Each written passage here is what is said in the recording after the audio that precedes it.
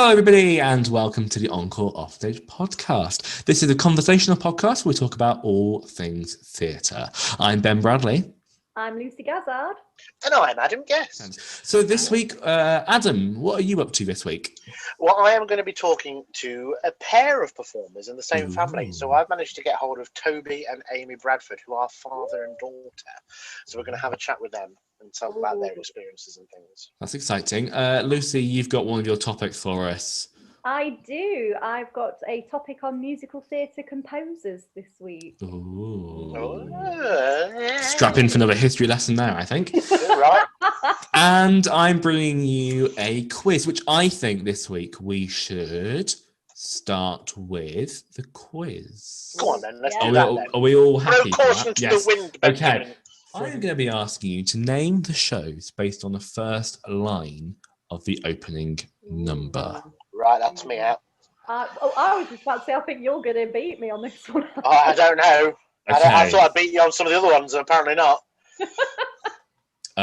Okay, are we ready to have a go? I've got my double. So, for those listening at home, what are your buzzers? Adam. Mine is my dobber. Yeah. Is that an dobber. eraser on a plastic cup? It is on a plastic cup, yeah.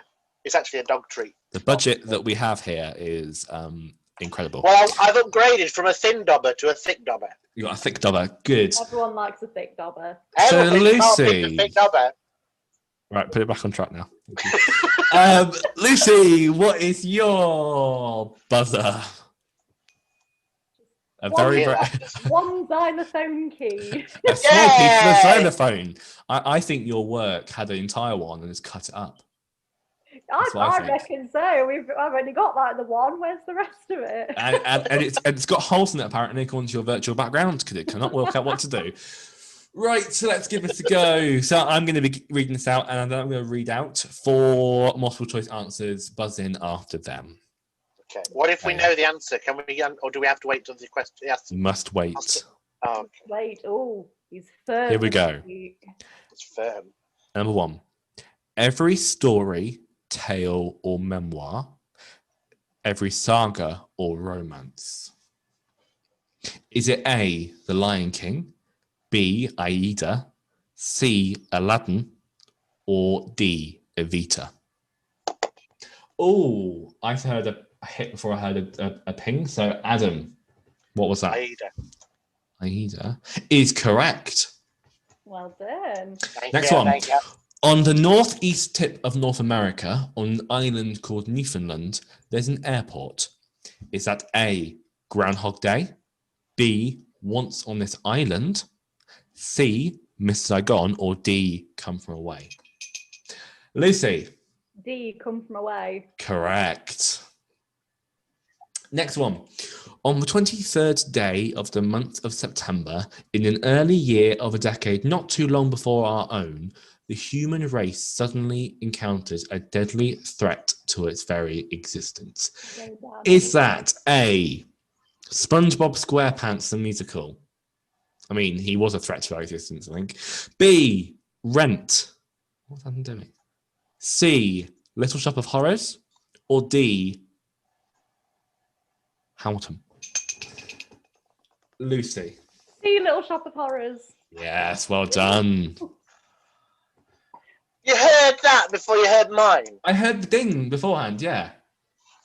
Sorry. I told you were going down on that one.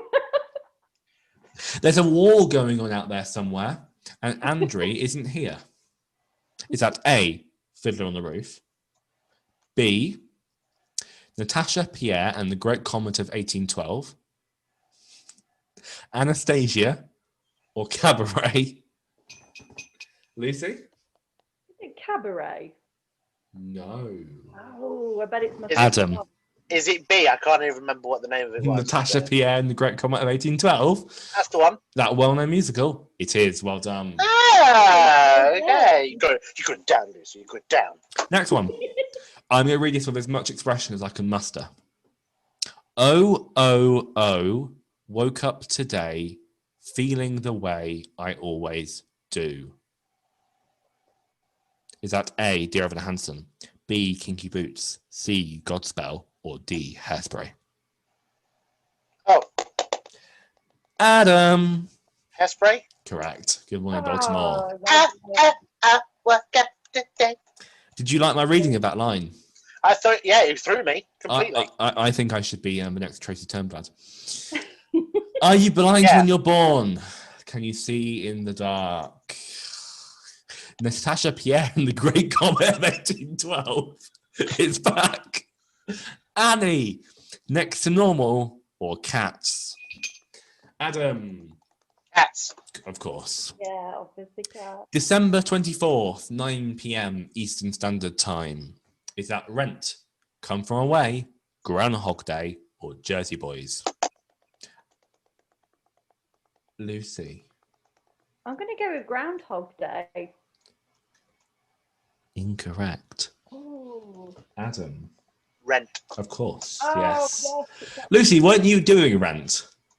I know. For some reason, flipped my mind. I was thinking of the wrong thing. I don't know why. Fire her, whoever that was with. Good news, she's dead. Oh, yeah. Yeah, good news. Is that from Evita, Wicked, Annie Get Your Gun, or Chicago? Adam. Wicked. Of course. It's hard doing this banging. Have you been writing those letters to yourself? Oh, God, not again. Is it Natasha, Pierre, and the Great Comet? A well-known musical. Oh, we've already had the answer of that one earlier. Oh, God.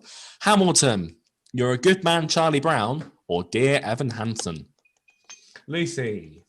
Dear Evan Hansen? Correct. Awesome. Okay. Wrap your feet in Price and Son. Our work is tried and true. Is that Natasha, Pierre, and the Great Comet of 1812? Obviously. All Shook Up, Kinky Boots, or Aladdin? Lucy. Kinky Boots. Of course it is. Well done. Banging like no one's business, and nobody's paying attention. Because we can't hear you, Adam. Look down. Oh, sorry, I looked down then. Sorry. Look down. Don't look 'em in the eye. Is that Fiddler on the Roof, Carousel, Les Miserables, or Ragtime? Adam. It's Les Mis. It is correct. Who's winning? You're creaming me so far, Adam. You're Oh, goody! By how many? 3. Well, there are 3 questions left. So, Lucy, you could still draw. Time to put it back. If you knew my story, you'd have a hard time. Believing me, you think I was lying. Bright Star, Beautiful, the Carole King musical, Falsettos, Chicago. Lucy. Falsettos. No. What was option D? Chicago.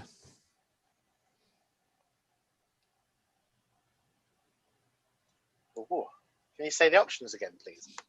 Bright Star, Beautiful, the Carole King musical, Falsettos, Chicago. By process of elimination, it's not Chicago. That leaves you with 2. It does. Well done.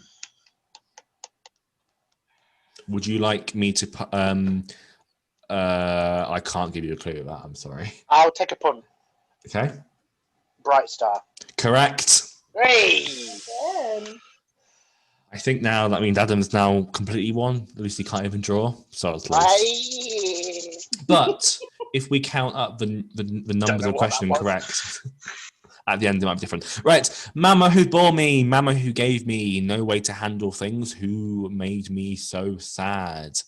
Hairspray, Gypsy, The Light in the Piazza, Spring Awakening. Lucy. Spring Awakening. Correct. Yes. And, Mama who bore me. Sorry. and finally. Texting that caught me off guard. And finally, hello. Is that from Natasha, Pierre, and the Great Comet of 1812? I want to see this musical now. Me too. Hello, Dolly. Legally Blonde or the Book of Mormon? Lucy. As soon as you said it, it's Book of Mormon. Yes, it is. Well done. So, who was victorious there, Lucy? It was Adam by 2. Well done, Adam. Thank you. I won one. Very well deserved. You won one finally. And that is my quiz completed. So I am going to throw it over to Adam for your interview. Encore. So I had a word with Toby and Amy Bradford, who are father and daughter, and they are both performers. So let's hear what we had to say. So, ladies and gentlemen, I'd like to welcome Toby and Amy Bradford. Guys, thank you ever so much for joining us this week. You are obviously a new addition to our podcast because you are father and daughter. I won't ask which one's which. But welcome. Do you listen to the podcast? Say yes. I have listened to the podcast. Yes. Good, excellent. Very good. It's all right if you haven't. I'll just pay you later. It's fine. So what I want to do is get your ideas of, how things have been for you, and tell us a little bit about what's it like having multiple performers in the same family. It's interesting because there are 4 of us, in fact. Excellent. Not just us 2. It started out with Michelle, my wife, who started it and then dragged me into it. Excellent. Because men are in short supply always. And Amy and her sister Hannah came along to rehearsals quite a lot, and then memorise the scripts. Yeah, used to sit there and script editor. Sorry, you haven't quite got that right. Can you do it again? When nobody she was 6, Yeah, nobody says no when you're that cute. Yeah. So, that's how it started with Kaleidoscope Players. Okay. How long ago was that?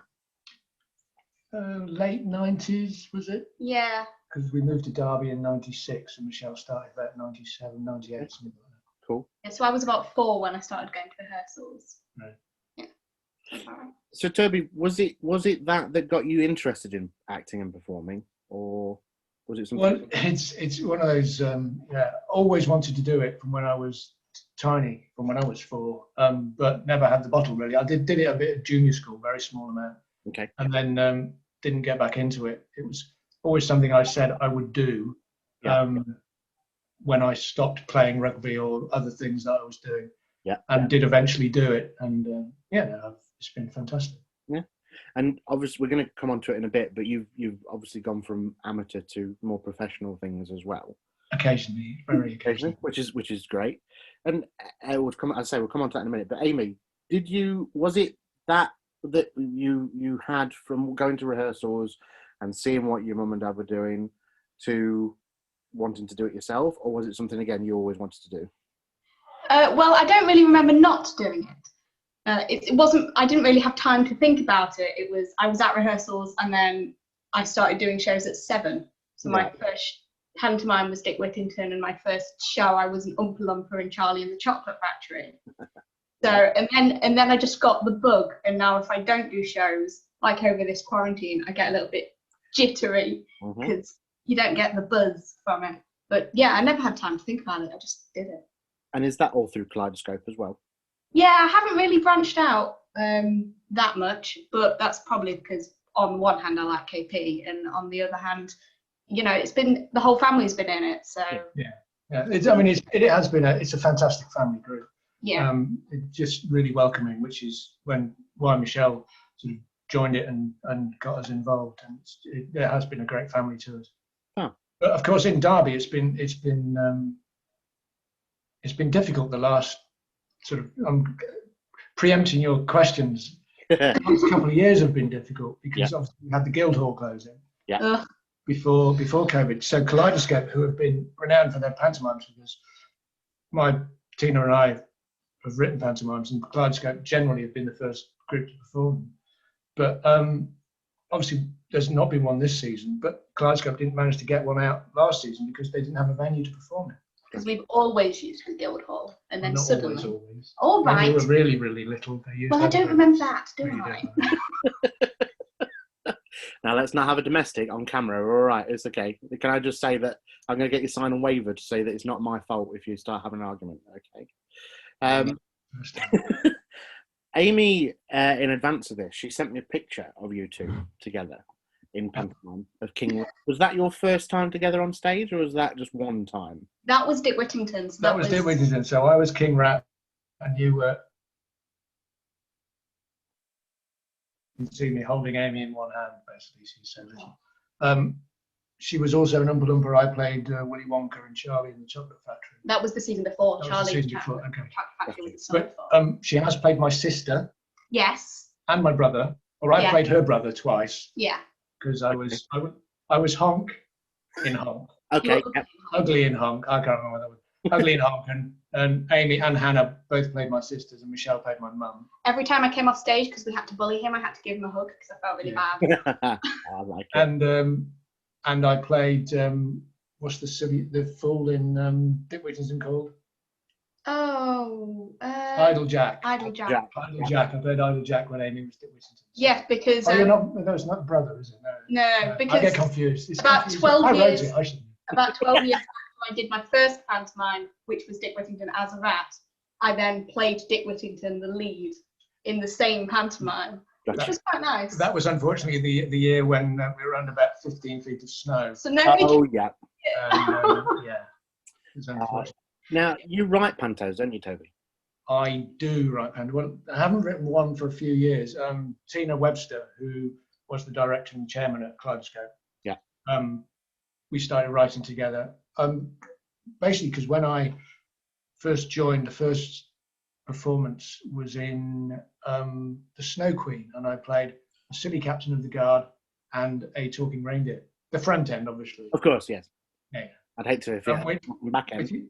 If you've ever been on the Guildhall stage and the wings on the left-hand side, there aren't any. Yeah, there aren't. Trying to reverse off there with antlers is not easy.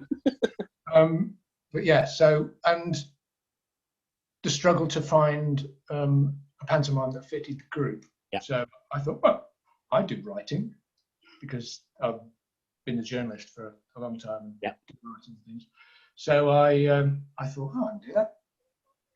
It's actually had been at least 10 years, if not more, since I'd seen a pantomime at that point. Right, okay. So I was really making it up as I went along. So I showed it to Tina, went, look, I've written this, you can do this. And she went, yeah, let's have a look. So, and then we worked on it together. And not the following year, but the year after that, we put on our first show. Right. Called, at that point, The Wandering Prince. Oh, I love The Wandering Prince. Yeah, it's a fantastic, it goes all over the place. Right. There's two princes in it, and it's brilliant. They just play off each other. It's the Princess Saves the Day panto. Princess Saves the Day. Okay. Yeah. Yeah, I went. It was based on a story I told Amy and Hannah once before bedtime. I just made it up and then sort of extrapolated it out. Okay. That was the first one, and then we came to the decision that ticket sales being what they were. It might be a good idea to write a pantomime based on a story people know. So we started using the classic titles, and then we've gone on from there. Okay. 11 altogether now. I'm gonna have to listen to this Wandering Prince. I think it sounds great. It's now called. We retitled it. It's now called The Prince's Quest. It is available on the Noda website, as all our pantomimes are. Okay. I'll have to have a look, see if I can find that one. Yeah. You mentioned before, like with Honk, you have to be mean to your dad, and then he has to come on stage. Yeah. Now this is a bit of a leading question, but do you prefer working together as a family, or do you prefer to work separately? Oh, we've never had a problem. No, we've never had problems, but we also haven't been in that many shows where we worked in close quarters. I don't think. I suppose even in the Honk, I mean, I worked with Michelle a lot because she played my mum. Yeah, that was a weird show. Okay. So that was because was it Ida? Yeah. So Ida and Ugly have a lot of work, which was fantastic. So which meant we got to hear all the beautiful duets at home way in advance. So we did a lot of singing together. You guys sort of have been in reviews and things like that. But Michelle, Michelle was, she played Mrs. Overall in Acorn Antiques. Oh yeah. Which was Absolutely amazing. fantastic. Fabulous. She was, Neither of us were in that. You were I in it in was video, weren't in it. you? I was in it. I played her paramour in video. But yeah, it's seeing the family perform and seeing whether you're actually working with members of the family on stage or you're just in the audience, which I have been, just seeing them so talented and just seeing that, it really warms the heart. It's a fantastic feeling. I couldn't be prouder. Some of the shows I've been in, and just seeing one of your kids singing on stage is just. But it's even nicer when they're singing together. You know, if Michelle and Hannah have sung together on stage and you've sung with all of them on stage, it's just fantastic. I can't really sing, so. Oh, shut up! Yes, you can. I just make it up as I kind of go along. I think that's Toby being very modest. I think. Yeah. Yes, it is. The 4-part harmonies we do on road trips really lie. Yeah, I get to do. It's like being the bass guitarist. I just sing a single note all the way through. Yeah. Dum, dum, dum. And then we fight for the stop part. Yeah. We mentioned about some of your professional work. Tell me, you've both done some professional work. I know, Amy, you do some art. You do a lot of art. Oh, right, yes. I was going to say, I've never acted professionally. I get paid and I didn't realise. Tell me a little bit about some of the stuff that you both have enjoyed when you've done some professional work. And I apologise for the budgies in the background. That's all right. I was going to say, that's a funny sounding dog. That's just my elbow squeaking, that's what it is. Right, okay. Well, just bits and pieces, really. Sort of a lot of corporate stuff, training films. Had the pleasure of going on tour with a show called On Golden Pond, which is a Jane Fonda, Henry Fonda film, which we did a show with Stephanie Powers playing the old lady role, which was who was that in the film? Catherine Hepburn, was it? I can't remember. I know the name of the film, but it sounds like a brilliant project. And you were away for about 6 months for that, weren't you? 4 months. So yeah. And then Richard Johnson played the Henry Fonda role. It was a fantastic show to be in, just watching sort of amazing actors doing their stuff. And been up to Edinburgh, did a show in Edinburgh, which was absolutely hilarious, sold out. It was a sequel to The Importance of Being Earnest, which was very, very fun. Yeah, I got you, yeah. And again, since then, the only thing I've had one gig last year, which was a one-day filming for a ITV comedy show, which was okay. But it's been that kind of year. It's that sort of year, isn't it? Yeah. Yeah, it was, and that was all COVID distancing and all sorts of stuff. Mm. Yeah, at least you managed to get something, which is good. Which is good. But it's. I mean, I have other sources of income. It's people, professional artists who are just completely struggling because they're having to find other sources of income as well, and it's really, really difficult. What about you, Amy? How are you finding the commissioning? How long have you been doing your art for? Well, I was a really bad artist when I was little. Really bad. Even I just go and get some of the original. No. When I was in secondary school, I was pretty good at most things, but I wasn't very good at art at all. So I went off to do a master's, which is a whole other story. And I started doing drawings of characters. And somebody I was doing ballroom dancing with commissioned me to do their RPG characters. They played Dungeons and Dragons. So that was my very, very first commission, which was lovely. Okay. And then since then, I've had a few. I was put on furlough this year, so I've tried to get a few more. I've had a couple, but not as many as you'd like. But you're all because you've always written, haven't you? So, yes. So you've always liked to create characters. So there's been sketches of the characters that you've been writing about in the stories. And what about like Michelle and your sister? Do they branch into other bits and pieces as well? They're in a fantastic cappella singing group.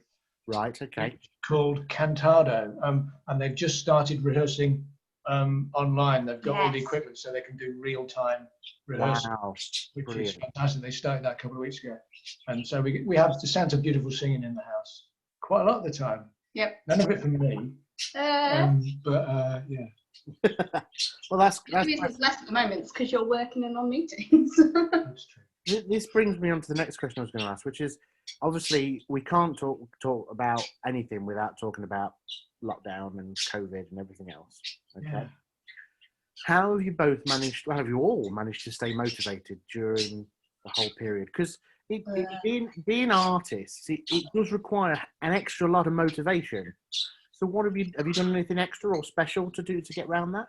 When because the previous year I had been going to direct something that didn't happen because of the Guildhall, and this year because you were doing a show, weren't you? And and Adam and I were in a play together at the end of 2019. View from the Bridge. View from the Bridge, yes. And there was talk about doing something else this year. Yeah. That obviously hasn't happened. When lockdown first happened, there were quite a lot of theatre companies putting out feelers and ideas for like little short plays. So I was doing a lot of writing and throwing stuff around. Nothing got produced. And I had in fact written a play with a friend about 5 or 6 years ago, and quite liked some of the themes and the ideas, and decided to turn it into a one-person show, a one-hander with a few silly songs in it. It's kind of very dark black comedy. Was at the start of this year, that was something that I was thinking, I'll start performing it. I'll book some one-night stands and just do it. And then, lockdown, a lot of people have gone online and done virtual shows, but unfortunately this show was about, and this is absolutely true, this show was about a virus that started in rural China, and it was about the Prime Minister of the UK being put on trial for genocide over political manipulation of the vaccine rollout. Stop writing shows, you're clearly predicting the future. But it's not the only show that's ever been written on that theme, but it was just so coincidental that that's not going to happen then. I'll put that on the very, very far back burner. But yeah, I've done a bit of writing, and done a bit of music. Got some sort of like more music equipment for plugging into laptops and recording and stuff. So been doing a bit of that. Because the room below us is full of musical equipment. So. Yes. Okay. Instrument room. What instruments do you play, Toby? What instrument doesn't he play? Yeah, but none of them particularly well. Play a lot of guitars, string things, ukulele, bass, saxophone, things, stuff like that. You're just very good at picking up instruments and working out. You're not one of those. You're not one of those. Oh, I have this work. Okay. Amy, do you play an instrument? Nope. I play 0 instruments. I am the only one in the family that doesn't play an instrument. Okay, that's all right. That's fine. Is there? You obviously you both enjoy what you're doing. Do you prefer performing? Do you prefer performing, or or writing, or sketching, or what are the things that you prefer? I've frozen again. It's weird, isn't it? Yeah, I mean, knowing. Being on stage and getting a reaction from the audience is fantastic. I remember when we wrote Sleeping Beauty, and Tina insisted that I played the fool, which was the jester, the court jester. And I was going, I don't want to do it. And we wrote it, and it was it was all right. And I said, how am I going to get people that? And I lacked great confidence, but. I just walked on stage the first time and everybody started laughing. And once you get that reaction, it's kind of like, oh yeah, that's fine, I can do this. Yeah. But you know what it's like in rehearsal, particularly with jokes and pantomimes. Oh God, yeah. Sometimes when you've been doing the same joke over the few months and you forget it started being funny, and then you've heard it so many times. Is it funny? Is it funny? You say, is it funny? Is it funny? But then when you get out in front of an audience, one of the greatest feelings as a writer is not being on stage, but being sort of in the wings. And I've been in the wings in Guildhall when I've done sort of stage management for something I've written, and hearing an audience laugh at a joke, even if it's just one person laughing at one obscure joke that only they've got, and then you hear a ripple go through the crowd, and why is he laughing? Yeah. Oh, they said that, and then everybody else starts laughing. It's a fantastic thing to. That's writer's gold, isn't it? It is. It's brilliant stuff. Yeah, it's a lovely thing. So would you say you prefer writing, or are they both the same? They're very different things. Very different things because writing is quite a solitary thing. Though when Tina and I, we do bounce off ideas really well, but being on stage with a group is very much more collaborative in that sense. I do like writing on my own, but I mean, Tina and I writing, we would meet up and we throw ideas. But sometimes, even if you're having an email conversation, you'd sort of say, well, one of my favourite ever scenes that we wrote was in Robin Hood. And we're going, we need an extra scene in here. We need an extra scene in here. And we were just emailing each other. And I'd just done played Tevye in Fiddler on the Roof. Oh, I know which scene this is. And I said, oh, what about this? What about if he has this dream sequence? And it turned into this amazing thing, like with the gauze, and kept switching between filmed content and live content, and it was absolutely fantastic. And that was in about 10 minutes. We suddenly got this massive set piece scene. Writing is in a collaborative sense like that is just a fantastic experience. And what about you, Amy? What do you prefer? Well, I haven't written any plays or pantos or musicals. But what about compared to your art? Do you prefer performing, or do you prefer? I don't think I get the same buzz from doing art, but I do enjoy them in different ways. Okay. Yeah, there's something about performing on a stage that you can't get anywhere else. Yeah. But I do like it because I do choreography for the group quite often. Watching that go well and be effective is quite satisfying, especially when you're like, I've got no idea if this will work because I'm doing it alone in my bedroom and trying to film it with my camera to try and see if it works. And then you see it and it's like, that's quite a nice feeling. Cool. But in terms of if I had to choose between choreography and performing, I would choose performing because clearly I am selfish. But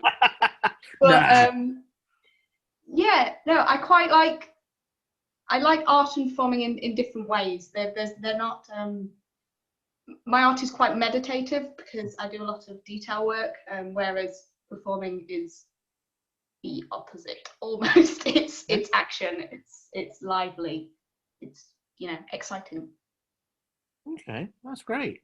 Well, I've got one two-parter question for you both. Okay. What would be your dream project together, and what would be your dream project individually? I do have a project which I've been working on for a while, 10 years or so, which is a musical, what I've written. And Amy's familiar with some of the songs. I am. Okay. But Always good to have a hostage. shh, don't give the game away. Right, It's okay, fine. It's kind of one of those pantomime world, real life world crossover ideas. Okay. And I'd quite like to get that on its feet. And Amy would be perfect for it. They're getting older. Obviously, time's ticking up. Rude. Do not bring that up. I know she's. We're going through lockdown. I'm aging out of lockdown. Bring what up? Sorry, what was that again? Say that again. Dad's ribbing me because I'm aging. No, I mean, the thing is out of because I came into theatre in my 30s. So I was at the sort of the upper age of romantic leads, and I got to play one. Did I? I played. What was it? What's the thing? Wild Bill. You played the Oh, captain. Calamity Jane. Wild Bill Hickok. Yeah, that's a romantic lead. So I played some of the older romantic leads in my late 30s, and then sort of. Yeah, but the thing is, with men, you can play them older. Yeah, I know, there aren't I know. as many men. Well, if you go to Hollywood, and the romantic lead's about 70, and the girlfriend's about 25. You know, you can get lewds. We have to fight tooth and nail as women. This is the thing. This is something we talk about in the house. You know, that sopranos are 10 a penny, and getting a man to get on stage is difficult. So there's not that many men, and they get swapped around. And luckily, we've never been in a situation where we both wanted to go for lead parts, which would have been really awkward because they were romantic leads. Yes. We've never been in that situation. You were a bit too young for Forbidden Planet when I was. Yes, I was. Yeah. I wasn't even in that. I was so young. The first I've done Forbidden Planet twice, and the first time I played the handsome captain, and the second time I played the mad old scientist. But the interesting thing about that, Dominic Heel off the telly, who's lived in the day, played the TV presenter both times. Oh, brilliant! He did a new performance for the second one. It was brilliant. It was fantastic. The first time we went, me and Tina went over to Nottingham for the recording, and we sent him the script the night before, and he just did it in one take. It's fantastic. Blimey! Oh wow! I bet that was awesome. Yeah. Well, guys, thank you so much for taking the time out to have a chat with me. Obviously, the budgies are joining in as well, so you know. I can't hear high-pitched noises. So. Oh, okay, that's all right then. That's fine. Don't worry about it. But thank you so much, and we'd love to have you back again at some point if you're both interested. Well, it's interesting, isn't it? Because we don't talk to many people. I don't get out much. No. I honestly don't get out at all. Actually, you know, I know we're talking in virtual space, but actually, when you meet somebody, it's kind of like, I have to have a conversation with you. Meet somebody, you know, I have to have a conversation with you. Obviously, from 2 meters away, but because I haven't actually seen a real human being in so long. Yeah. All right. Yeah.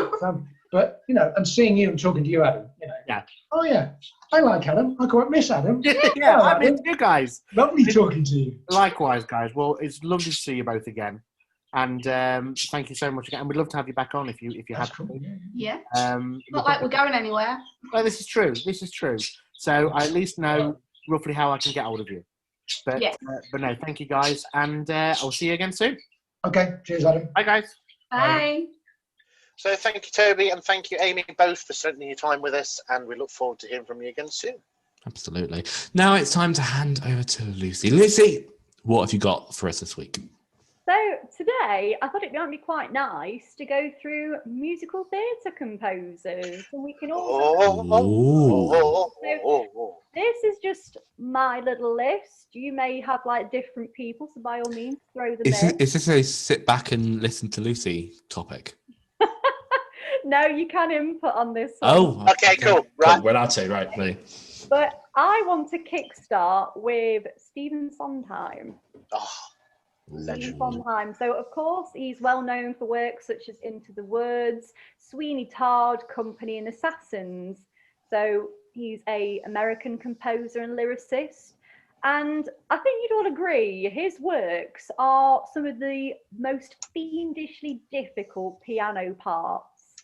And I think what I like about him, the music is very sort of complex, but it's also lyrically very witty, and there are always very dark themes like underlying a lot of his shows, and I really love that. I don't know why, I just like anything with a slightly darker theme to it. I think they're a bit more compelling. You have to watch Lucy, Ben, just in case she likes darker stuff. So just keep an eye out. I mean, her yeah. Whoa, your eyes disappeared when you did that. What witchcraft was that? For those of you listening at home, we have virtual backgrounds, and for some reason, Lucy's doesn't pick up her eyes. A eyes or one of your teeth and half of your hair and your glasses. So sometimes she turns her face and bits of her vanish. I know. Yes, it's a talent. What can I say? It's absolutely. I don't know how mine's all perfect and yours just sort of isn't there. Perfect in air brackets. Very, very rude. Obviously, Sondheim, he has been doing this for decades now. Very prolific composer, I would say so. I think he'd be right up there on the list of people that you should follow if you do go into theatre. And he's won multiple awards. He won sort of 8 Tonys. He's won a Pulitzer Prize, and he won a Laurence Olivier Award. So I think one of the theatres in the West End has just been renamed after him as well. You know, it's fantastic. I think. What an honour that is. Yeah, the Queen's. Bless him. The I always say about Sondheim is there's very, very fine line between genius and insanity when it comes to his music. It's a tightrope walk. It's like this is absolutely brilliant, but also it's insane. In order for to come up with it, you've got to have a bit of a, it's just like brilliant. He is a genius. He is a genius. And next sort of composer that I'd like to add on the list, very classical, but they like a double trouble. Rodgers and Hammerstein. Yes, Rodgers and Hammerstein. Absolutely. Did you also know about Rodgers and Hart? Oh no. So before Rodgers met Hammerstein, he did stuff with a lyricist called Lorenz Hart. So there were a lot of musicals out there that Richard Rodgers obviously wrote the music, and the lyricist was Lorenz Hart. I personally prefer Hammerstein's lyrics to some of Hart's stuff, but it's some beautiful songs that you probably wouldn't know. Have you heard I Married an Angel? Yeah. Let me love because I feel so well. Some like really classic stuff that a lot of the swing singers at the time made into popular tracks. But yeah, before when Lorenz Hart passed away, and Rodgers ended up working with Hammerstein, and the rest, as they say, is history. I did not know that. That's Yeah. But yeah, Rodgers and Hammerstein, though, I think everybody agrees, founding fathers of what people now know as the golden age of like Broadway theatre. Works such as Oklahoma, which you directed, Adam, and there's also Carousel, King and I, Sound of Music. They've got so many great shows to their name. And have you ever heard of the method they use for the formula musical? No.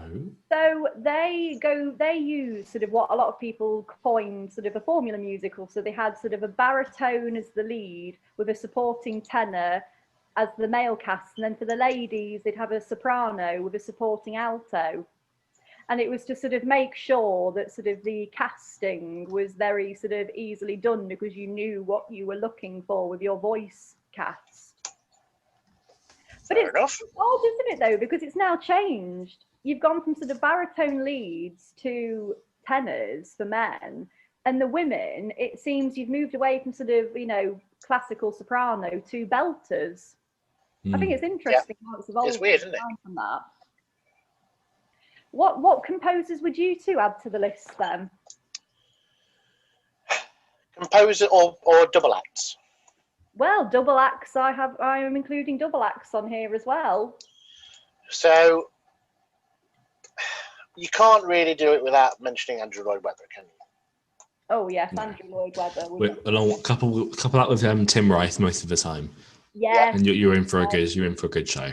Mm-hmm. So you've got Andrew Lloyd Webber, who obviously made Phantom, Cats. There's this thing with Webber musicals. I find that a lot of them have the same sound.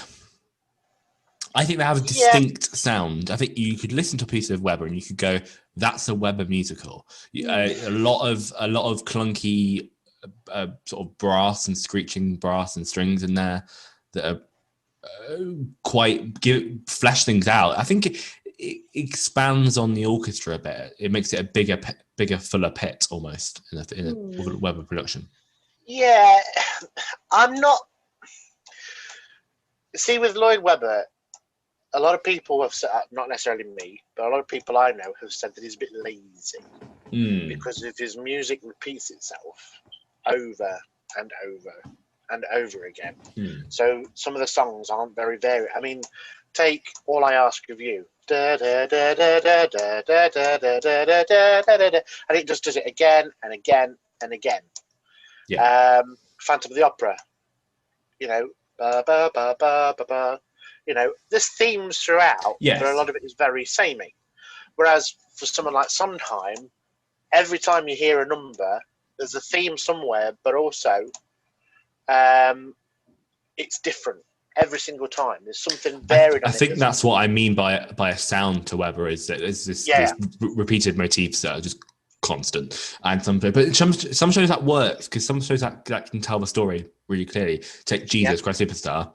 You get the certain characters' motifs telling a certain emotion at a different point, and that's really important, because you can track the themes, you can track the emotions in what bit. You know, when Judas dies, his death is a mirroring of the same song from earlier that means to be different. Things like that, and then you get the numbers like Herod's song, Adam, that are so completely different that don't ever come back again, and Superstar, that are your sort of sit back and take it. So I think that probably that's my favorite Lloyd Webber show, but I think it's the punchiest in terms of its music, and using that lazy style of composing to its advantage. Yep. So we've got Lloyd Webber, we've got Rodgers and Hammerstein, we've got Sondheim. I would also add on there, I'm just going to get this right, I'm just looking to make sure, it's Flaherty and Ahrens. Flaherty and Ahrens, who wrote Seussical. Ragtime. Ragtime. And they also wrote, Ragtime's brilliant. Ragtime's got some beautiful music. And also they wrote Anastasia, the stage version of Anastasia, as well as the film score for Anastasia. So there's quite a few bits that they've done. I mean, their music is, I mean, if you've ever heard Seussical, it's mental.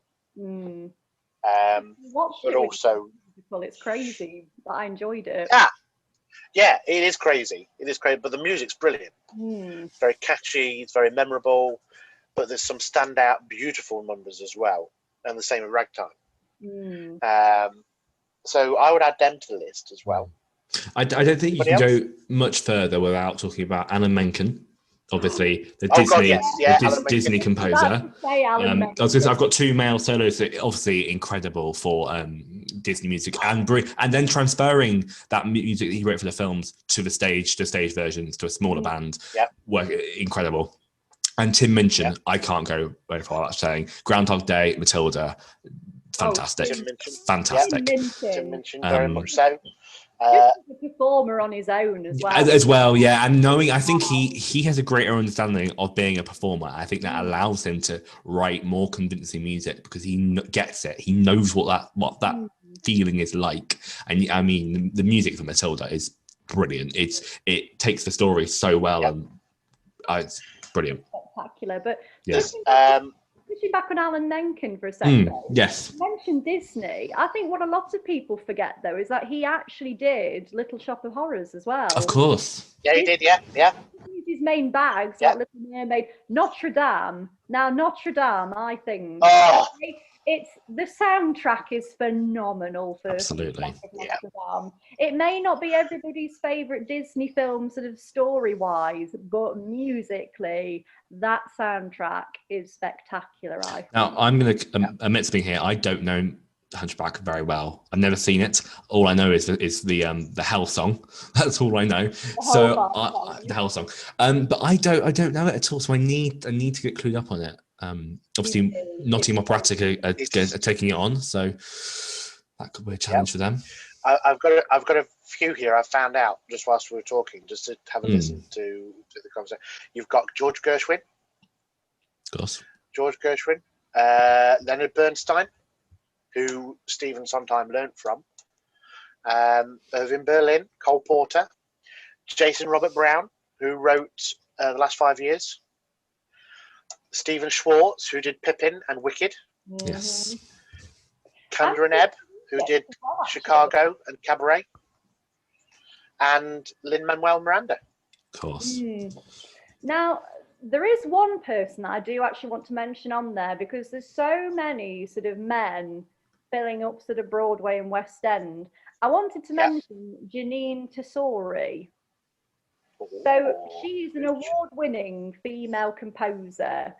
She's done 5 Broadway musicals, and she's had 5 Tony Award nominations. And her works are things such as Fun Home, Shrek, Thoroughly Modern Mini. Oh yes. Yeah.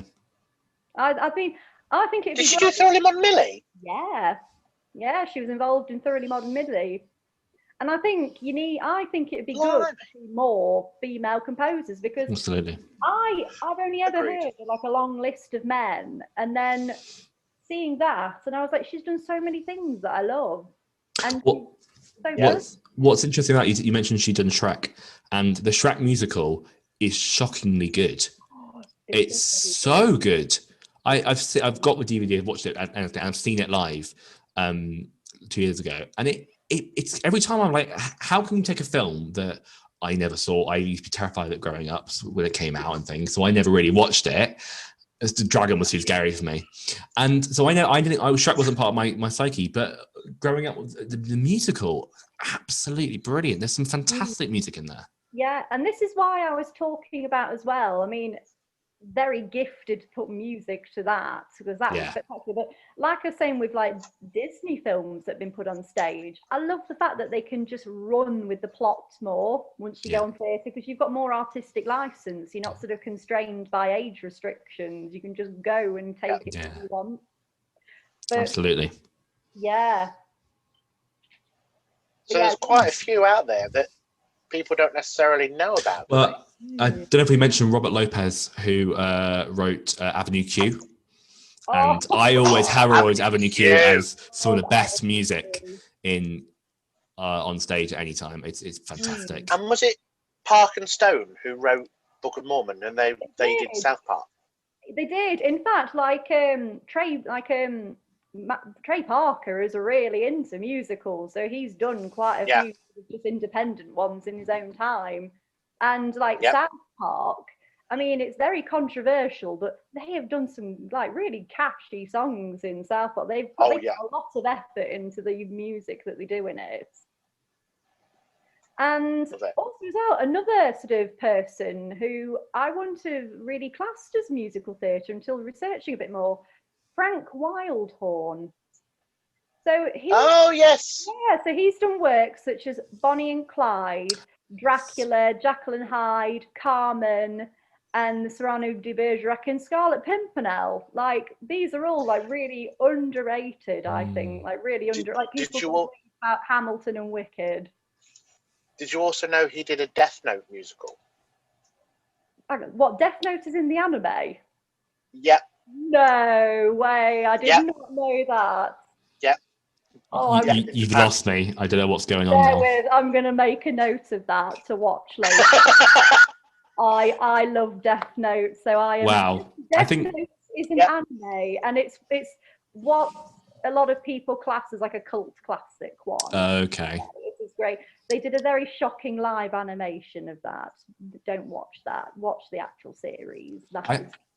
I think we've got a great list of composers there, and it's to write a musical and to carry that 2-3 hours it's always incredible. And I think we should wrap that bit up before Lucy completely vanishes into the ether. What's happening again? If you're are you a Time Lord, Lucy? Are you regenerating, or if you're just listening to the podcast, Lucy's got a virtual background on, as we all have, and Lucy is vanishing into it. I just look like an evil overlord whose head just appears and then just dissipates. You're like the wizard in the Wizard of Oz. Yeah. I was just going to say the Wizard of Oz. Yeah.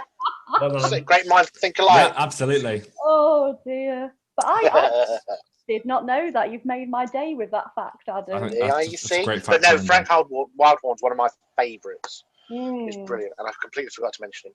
Brilliant. Yeah, because I've only known him as doing like working with pop artists, so sort of like, you know, Kenny Rogers, Natalie Cole, and Whitney Houston, because he did Where Do Broken Hearts Go? I knew him from sort of like music, but I did not know him about musical theatre, so that's great. Okay, wicked. Brilliant. Awesome. Thanks, Lucy. Thank you very much, Lucy. That's great. And you are, oh God, you're completely, that's nightmarish. Oh no, I'm sorry. That's nightmare fuel, that is. That's nightmare fuel. I was just about to say we need to do some pictures for the social media, but not with you looking like that. Right, there we go. Wow. Oh no, it's got We've done everything, guys. We're finished. We've finished this episode. Adam's frozen in shock. I am gonna start to wrap up now, but thank you everyone very much for listening. And Adam, if you're there, if you can hear me, off you pop. I'm here now. Yeah, off you pop, please. Oh, I've got to go now. Yeah, you gotta go now. Oh, okay. Thank you. Everyone, See you later, guys. Do you want me to say the outro? Tell you what, we'll let you say the outro. I don't know what it is. Good. Bye, Adam. Oh, okay. See you later, guys. And Bye. please don't keep Bye, shouting. everyone. Bye, Adam. Right, Bye-bye. that's it. Shush now. Thank you. Bye, everyone. Oh, guys, and carry on, isn't he? Thank you so much for listening and Bye-bye. watching. Good. Bye-bye. In the cupboard again. It's dark in here. How do I mute him? Like that. There's this. There we go. Thank you so much, everyone, for listening and watching. We hope you really did enjoy it. If you'd like to support us, you can follow us on our Facebook, Instagram, and Twitter at Encore Offstage Pod. If you're watching on YouTube, please subscribe to us, ring the bell, like, comment, subscribe, all those lovely things. If you'd like to support us a little bit more, you can go and follow us on Patreon. Support us over there. And please rate, review, all that fun stuff if you're listening on Spotify, Apple Podcasts, all those great things. All that remains to be said is thank you very much for listening. And from Lucy, Adam, and myself, we'll see you next week. Bye-bye. Bye.